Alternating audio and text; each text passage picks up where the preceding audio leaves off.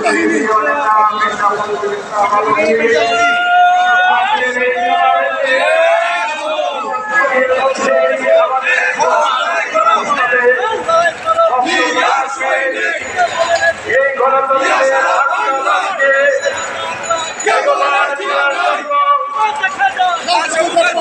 বাংলাদেশের জাতীয়তাবাদী আদর্শের এবং ইসলামিক মূল্যবোধের বিশ্বাসী কোটি কোটি জনগণের ঐক্যবদ্ধ করে তিনি আজকে এই আন্দোলনকে পর্যায়ে নিয়ে এসেছেন